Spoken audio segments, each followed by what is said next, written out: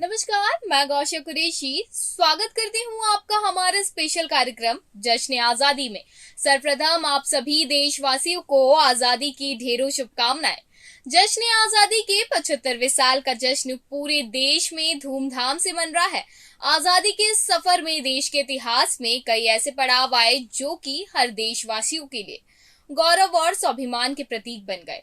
इस खास मौके को आजादी के अमृत महोत्सव के तौर पर मनाया जा रहा है। फिलहाल पूरे राष्ट्र में देशभक्ति के रंग में रंगा नजर आ रहा है। इस साल हर घर तिरंगा लहराया जा रहा है। वहीं आजादी का अमृत महोत्सव को लेकर देशवासियों में एक अलग ही खुशी झलक रही है। इस पावन अवसर पर स्कूलों, कॉलेज और संस्थानों में तिरंगा फहराया गया। साथ ही कई जगह रंग बिरंगे कार्यक्रम भी आयोजित किए गए। सोशल मीडिया पर भी आजादी का अमृत महोत्सव ट्रेंड कर रहा है। तो आज चर्चा करेंगे आजादी के अमृत महोत्सव के 75वें वर्षगांठ। आजादी का अमृत महोत्सव भारत की सामाजिक, सांस्कृतिक, राजनीतिक और आर्थिक पहचान को प्रगति की ओर ले जाने वाली सभी चीजों का एक मूल्य रूप है।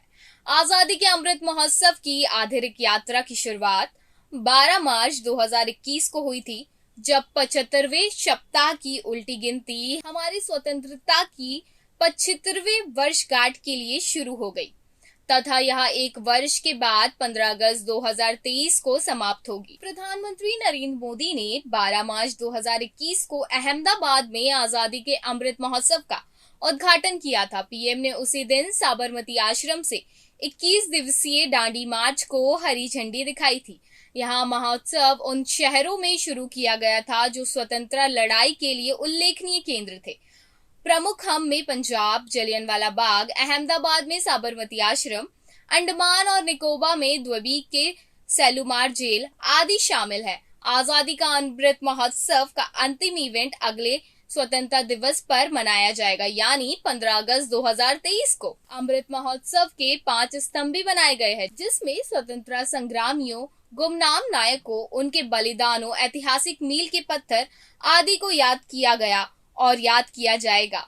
इस विषय के अंतर्गत कार्यक्रमों में बिरसा मुंडा जयंती, जनजातीय गौरव दिवस, नेताजी शहीद दिवस और द्वारा स्वतंत्र भारत की अंतिम सरकार की घोषणा आदि शामिल है। आज जब हम 75वें स्वतंत्रता दिवस का जश्न मना रहे हैं, तब शिद्दत के साथ इस यात्रा की समीक्षा करने की भी जरूरत महसूस हो रही है। आज भी कुछ ऐसी कुरीतियां हमारे समाज में विद्यमान है जिससे आजादी की आवश्यकता है, जैसे जातिवादी राजनीति से आजादी चाहिए, हमें धार्मिक कट्टरता से आजादी चाहिए, हमें बेरोजगारी से और आजादी चाहिए हमें गरीबी और भ्रष्टाचार से, जिनको देख मन ही मन हर वक्त यह सवाल उठता है कि आखिर इन कुरीतियों से आजादी कब मिलेगी।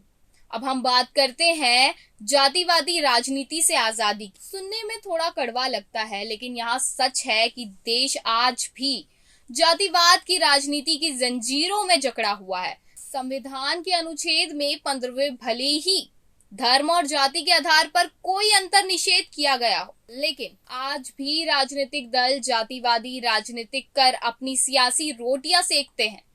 बात चाहे चुनाव के समय की हो या बगैर चुनाव की सत्ता में काबिज सियासी दल और विपक्ष और उसमें रहने वाली पार्टियों के एजेंडे में जाति पॉलिटिक्स सबसे ऊपर नजर आती है।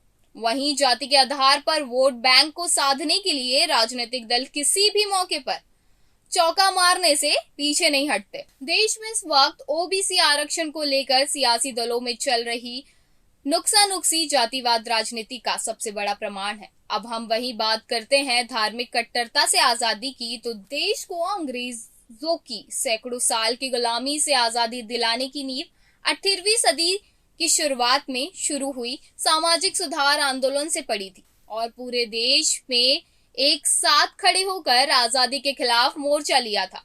वहीं आज आजादी के 75वें साल बाद देश में धार्मिक कट्टरता का जहर ऐसे नासूर में बदल गया है जिसका इलाज समय रहते नहीं किया गया तो यह एक ऐसा लाइलाज बीमारी बन जाएगी जो पूरे समाज के लिए हानिकारक होगी।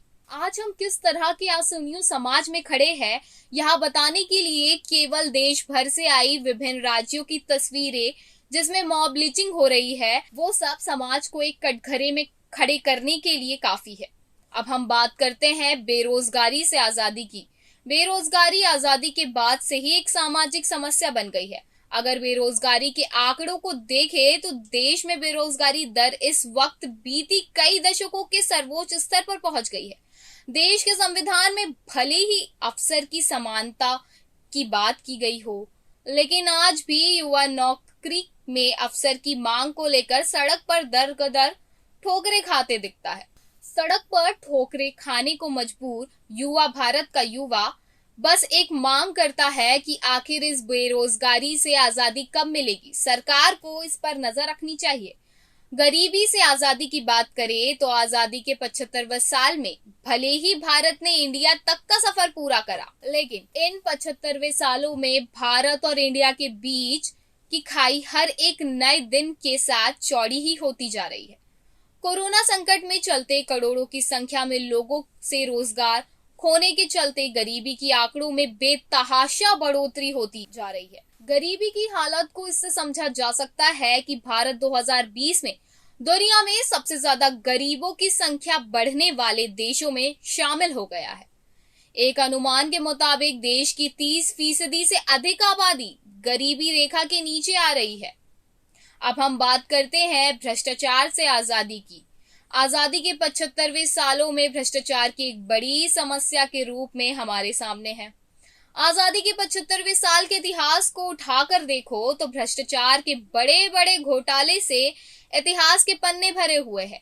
हाल ही में अर्पिता मुखर्जी जैसा कांड। ट्रांसपेरेंसी इंटरनेशनल की विश्व में भ्रष्ट देशों की रैंकिंग में भारत 86वें स्थान पर है, जो यह बताने के लिए काफी है कि भ्रष्टाचार की जड़ें किस कदर हमारे समाज को अंदर ही अंदर खोखला कर रही है। आज जरूरत है कि सरकार खड़े और कठोर कानून के साथ सामाजिक जागरूकता के माध्यम से देश को भ्रष्टाचार रूपी बीमारी से आजादी दिलाए। धन्यवाद। हमारे स्पेशल कार्यक्रम में इतना ही।